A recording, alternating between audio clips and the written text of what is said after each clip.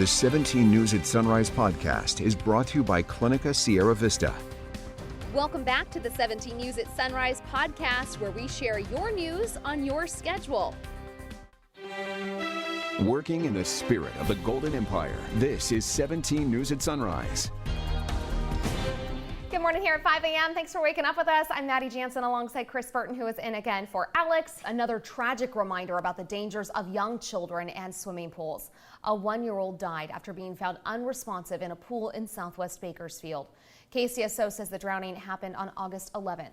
The young boy, Ace Carter Calderon, was found in the pool and taken to Bakersfield Memorial Hospital, where he was later pronounced dead. Kcso says the death was officially ruled a drowning and the manner of death an accident. And it just serves as a reminder to never leave a child unattended in or near water, and always designate an adult water watcher who avoids all distractions. Now, in addition to pools and spas, this warning includes bathtubs, buckets, decorative ponds, and fountains. We know a child can drown in such a small amount of water. If you own a pool or spa, install layers of barriers to prevent children from accessing that water. And homes can use door alarms, pool covers, and self-latching devices on fence gates and doors that access pools. You should learn how to perform CPR on children and adults. And finally, learn how to swim and teach your child how to swim. Investigations underway after a body was found near a trash bin in southeast Bakersfield. Police were called out to South Oswell Street and East Brundage Lane just after 10 o'clock yesterday morning, where they discovered the body near dumpsters behind the Kcso gas station and Ben Paca Mexican Grill restaurant. Police on scene told 17 News it does not seem to be a suspicious death at this point. 17 News is your local election headquarters, and Kern Congressman David Valadao joined the House GOP's Faith in Elections project for a roundtable with local leaders yesterday, talking about integrity in our elections. The topic of election integrity is especially relevant here in Kern, where concerns over our voting process have taken a center role at Board of Supervisors meetings for months. 17's Maddie Gannon breaks it down. As the nation prepares to head into its first midterm election since 2020, questions and concerns about our elections remain front and center around the country and right here in Kern County. It's a fundamental block to our democracy.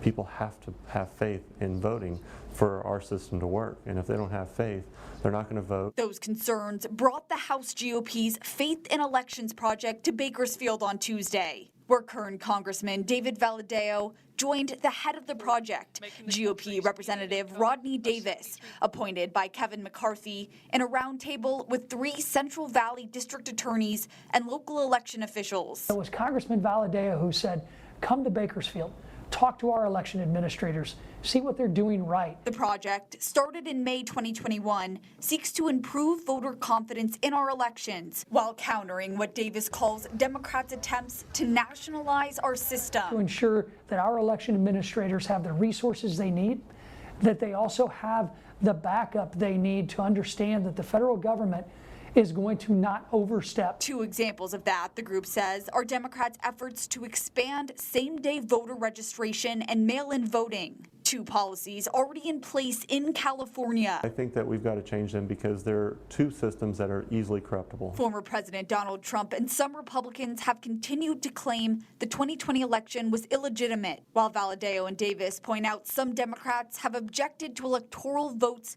for Republican presidents in the past. Making sure an event like January 6th doesn't happen again is part of the mission as well. And another part of my job in Washington is to make sure that our security apparatus is never put in that position again. 17's Maddie Gannon reporting. Your 17 Court Watch this morning. The Bakersfield Police Department's being sued by the family of a man who was shot and killed during a foot chase last year. The family of Abraham Kcso is alleging wrongful death and a civil rights violation in the shooting that happened June 24th on Highway 99 and Houghton Road. The suit says an officer identified as R. Guerrero did not give any warning before firing. Body-worn camera footage, however, contains footage in which an officer is clearly heard yelling, "Hey, I'ma shoot you," seconds before firing at Kcso, who turns toward him while holding a shotgun. Police say the shotgun was recovered along with 2 handguns found in Kcso's backpack. A hearing is scheduled for November. And the woman suspected of running an unlicensed pet boarding business at 3 Bakersfield homes, leaving multiple animals dead, has pleaded not guilty. 22-year-old Annie Schreiber was in court yesterday.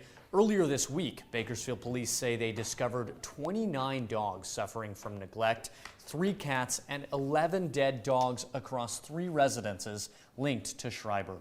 Schreiber's defense attorney said she should be freed on bail because she has no criminal record. But prosecutor Andrea Kohler argued that Schreiber's bail should instead be raised because several clients entrusted her with their pets. Judge Chad Lewis sided with the prosecution. Schreiber is due back in court on October 7th. A Kern County jury has convicted a man of killing his cellmate at Kern Valley State Prison. According to the district attorney's office, Daniel Ogwin killed Eric Moreno in 2018. Moreno was found unresponsive during a routine inmate check with his hands and feet tied together behind his back. The coroner says he had been strangled. Ogwin faces life in prison without parole when he's sentenced September 21st. And trial set to resume today for the men accused of killing Cal Poly student Kristen Smart and hiding her body. Smart went missing Memorial Day weekend in 1996 at the end of her freshman year at Cal Poly SLO. Former castmate Paul Flores is accused of killing Smart, while his father, Ruben Flores, is accused of helping hide her body, which has never been found. Last week, dog handlers who participated in searches for the college freshman testified about their dog's behavior when searching the dorm building of Paul Flores. Both said that the dogs alerted to not only Flores' dorm room, but to his mattress. No conclusive DNA evidence linked to Smart was found. The trial has been on break since last Tuesday, August 16th. The judge did not explain the reason for that delay. A local bakery is holding a fundraiser for the handler of a Kcso canine that died in the line of duty last week.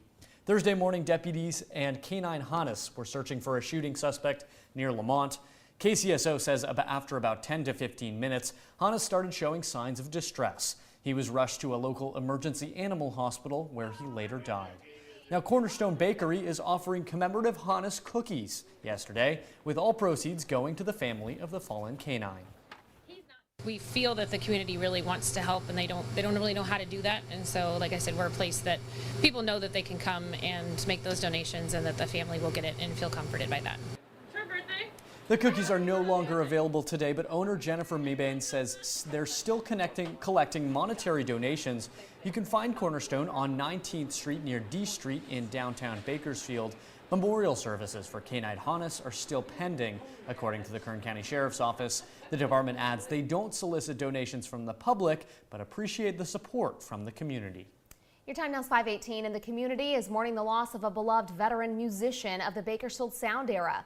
The bodies of Larry Petrie and his wife Betty were discovered on a desert dirt road east of California City Sunday afternoon. Foul play is not suspected. 17's Robert Price has a look at the life and musical contributions of Larry Petrie. Larry Petrie played pedal steel guitar, a laptop stringed instrument that gave songs, especially country music songs, a lonesome, mournful tone, like that of a heart breaking. Hearts have been breaking across Bakersfield over the past day or so as word spreads about his tragic passing. The bodies of Petrie, 88, and his wife of more than 60 years, Betty, were discovered Sunday afternoon about 2 p.m. on a deserted dirt road in the middle of the Mojave Desert east of California City.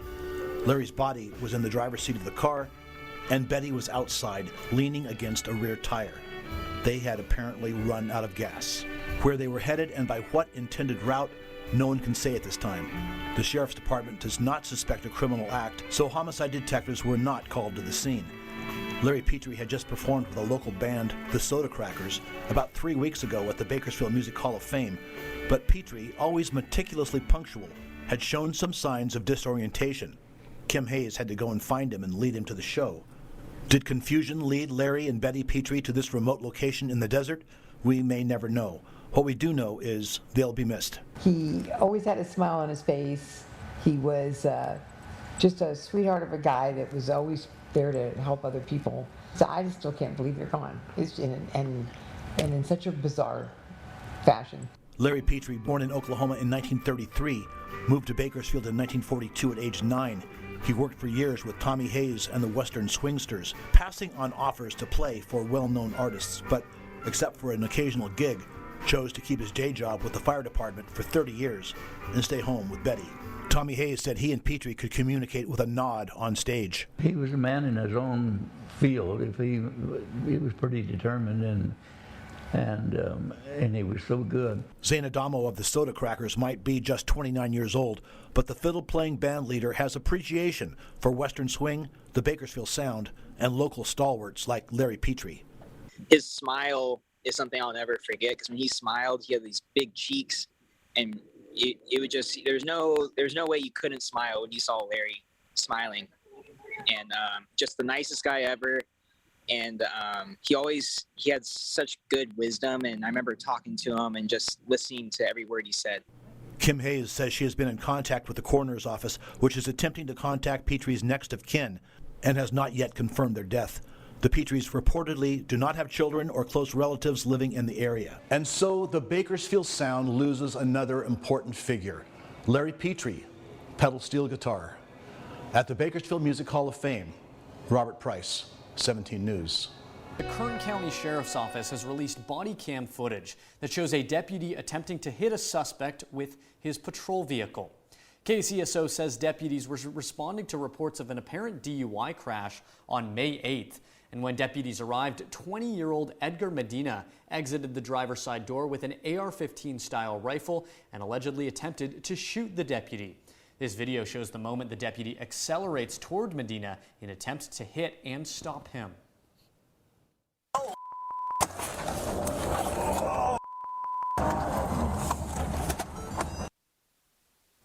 Medina got out of the way and ran off. Kcso says Medina left the rifle in front of a nearby residence where the deputy later found it. Reports say the rifle's chamber was jammed. Medina was later taken into custody without incident. On July 14th, the Kcso Incident Review Board found that the officer's use of deadly force was within department policy. Also in our Crime Watch, new details on a home invasion that turned deadly in northeast Bakersfield. Police were called to a home on University Avenue near Redlands Drive for a report of an armed robbery around 11:15 Sunday night. When they arrived, police say they found a man who died from an apparent gunshot wound. Yesterday, we learned that man was one of two suspects who allegedly broke into the home, and police say someone living there shot and killed him. The second suspect has not been caught. Police say the resident who shot the man has not been arrested and is cooperating with the investigation. The man who was killed has not been identified. A police officer remains in the hospital this morning after a high-speed chase through central Bakersfield this weekend. Officers tried to pull a suspected stolen car over on South Union Drive Saturday morning, but the driver sped away, leading police on a chase.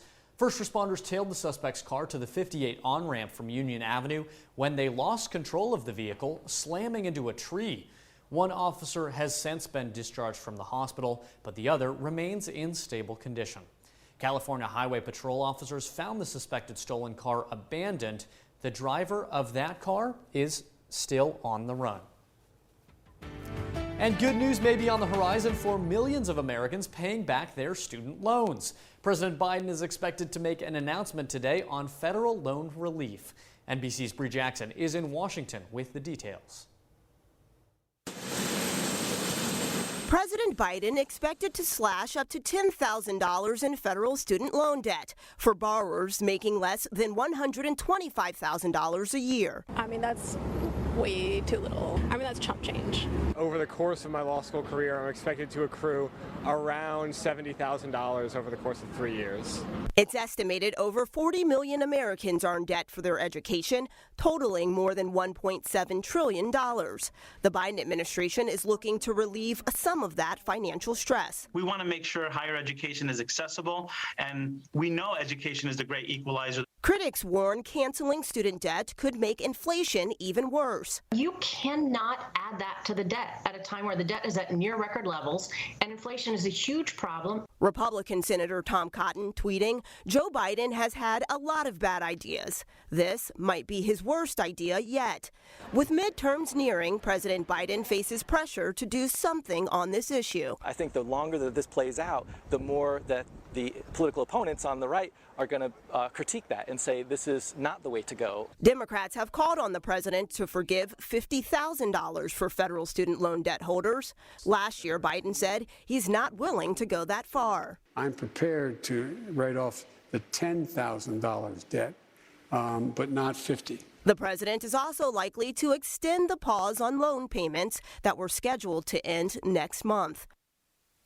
In a phone call with Mr. Biden Tuesday, Senate Majority Leader Chuck Schumer made a final push for the president to cancel as much student loan debt as possible. In Washington, I'm Bree Jackson for NBC News. The 17 News at Sunrise podcast is a production of KGET and Nexstar Media Group.